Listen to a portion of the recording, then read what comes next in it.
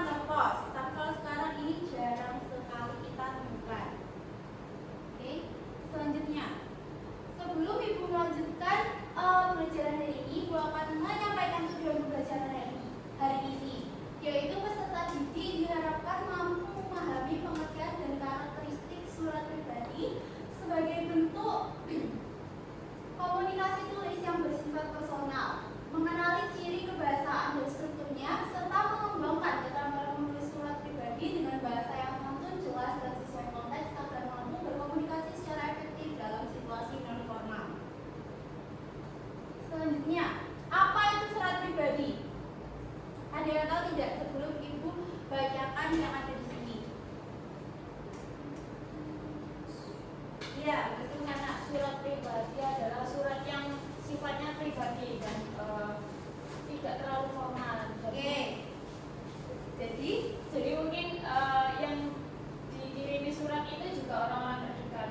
Iya, betul sekali. Ada lagi selain pendapatnya Mbak Silvana?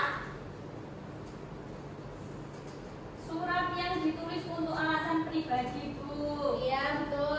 Ada lagi atau sudah cukup? Cukup. Jadi, surat pribadi itu adalah surat yang digunakan untuk berkomunikasi secara pribadi. Surat pribadi ditulis oleh seseorang untuk orang lain atau suatu instansi. Maksudnya instansi ini seperti sekolah ya. Terus yang isinya menyangkut kepentingan pribadi. Oleh karena itu, bahasa yang digunakan dalam surat pribadi bersifat tidak resmi, santai, dan komunikatif.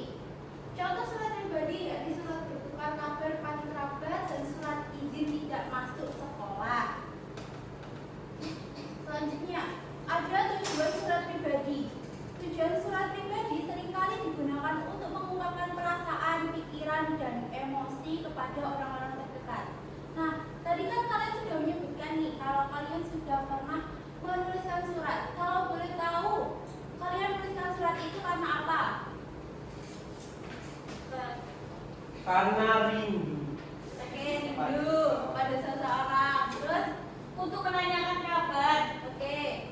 Untuk kepentingan yang mendesak. Oke. Karena ingin menyampaikan perasaan yang belum tersampaikan. Iya, betul sekali ya anak-anak. Betul. Nah, bisa juga seperti keluarga, sahabat, atau seseorang yang mungkin kita suka. Selain itu, surat pribadi juga dapat membantu mempererat hubungan antara pengirim dengan penerima lewat cerita dan perasaan yang disampaikan. Jadi, surat itu dilakukan oleh dua orang, pengirim dan penerima. Selanjutnya ada ciri-ciri surat pribadi.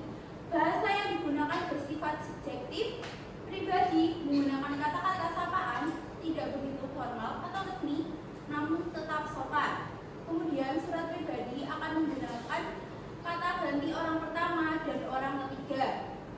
Selanjutnya, tidak ada peraturan yang mengikat untuk menulis surat pribadi seperti kop surat dan berbagai elemen lainnya.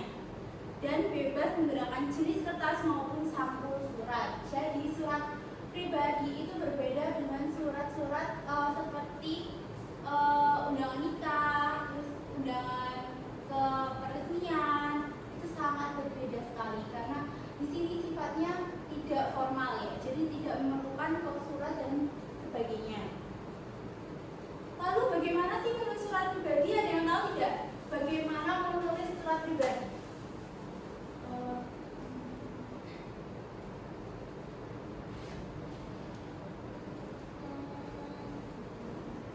Penggunaan bahasanya yang tidak formal. Mulai tidak formal, terus tidak terdapat aturan yang mengikat atau bebas. Iya, betul sekali. Oke, Ibu langsung saja. Di sini terdapat contoh surat pribadi ya, yang ditulis oleh Edo untuk mama tersayangnya. Yang pertama ini, mungkin ada yang bisa membacakan? Iya, betul sana, silakan. Dari yang kota itu Dari atas sendiri, mungkin dari Tangerang. Tangerang Selatan 6 Maret 2024. Untuk mamaku tercinta di Yogyakarta. Salam sayang untuk mama. Mama, Edo merindukan mama. Sudah seminggu Edo di Bandung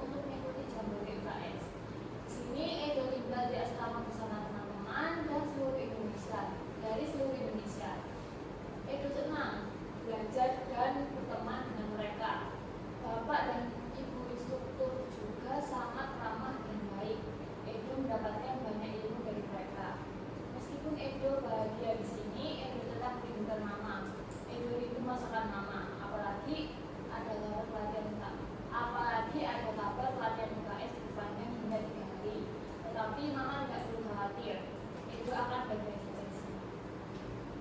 Terima kasih sudah mengizinkan Edo mengikuti pelatihan ini. Edo akan segera pulang. Anak kesayangan mama. Iya, betul sekali. Nah, yang pertama di atas, di sebelah kiri atas itu ada tempat dan tanggal surat. Di setiap surat itu harus tertera tempat dan tanggal surat. Kemudian dilanjutkan dengan tujuan surat atau surat ini ditujukan untuk siapa dan di mana. Selanjutnya ada salam pembuka, bisa salam sayang atau hello, apa kabar dan lainnya. Kemudian isi surat ini mengungkapkan apa saja yang ingin kalian ungkapkan di dalam surat tersebut atau yang ingin kalian sampaikan dalam surat tersebut. Dilanjutkan oleh salam penutup dan identitas pengirim surat. Seperti itu. Apakah ada yang kurang dipahami? Paham. Karena sudah paham, jadi Ibu langsung saja akan memberikan lembar kerjanya terlebih dahulu.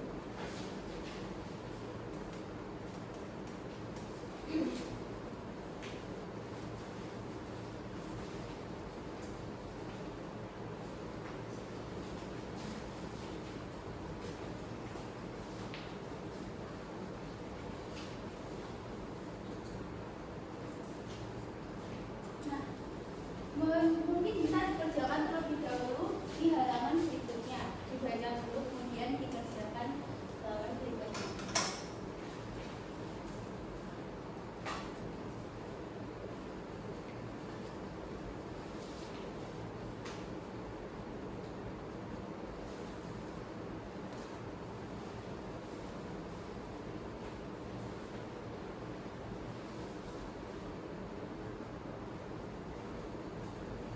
Apabila dirasa kurang paham, silakan bertanya.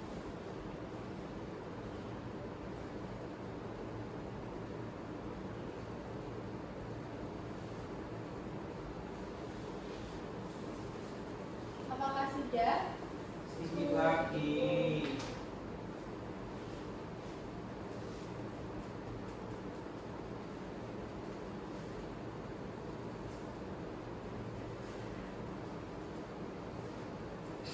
Sudah semuanya? Oke. Langsung saja kita bahas ya di lembaran yang ini. Kira-kira siapa yang menulis surat tersebut? Dewi. Ditujukan kemana surat tersebut? Linda. Oke. Lalu mengapa Dewi menulis surat tersebut untuk Linda? Karena Dewi merindukan Linda. Oke, betul sekali. Selanjutnya, Ibu minta untuk menuliskan struktur apa saja yang terdapat dalam suratnya Dewi kepada Linda.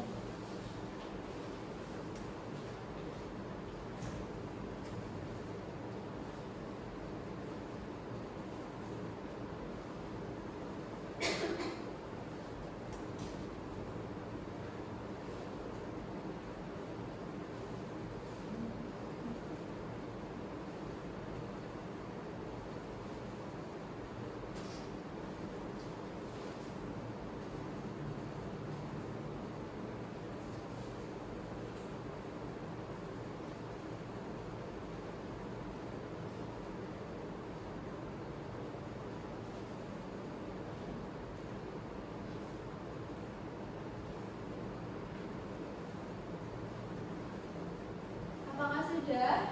Sudah. Oke, langsung saja kita bahas bersama. Yang pertama, Cirebon 20 November 2025. Itu apa? Tempat dan tanggal surat. Oke, betul. Kemudian ada untuk sahabatku Linda di Surabaya. Itu apa? Tujuan. Kemudian, halo, apa kabar Linda? Itu apa? Salam Haleluya. Betul. Selanjutnya di bagian bagaimana bla bla bla sampai hebat bukan? Isi.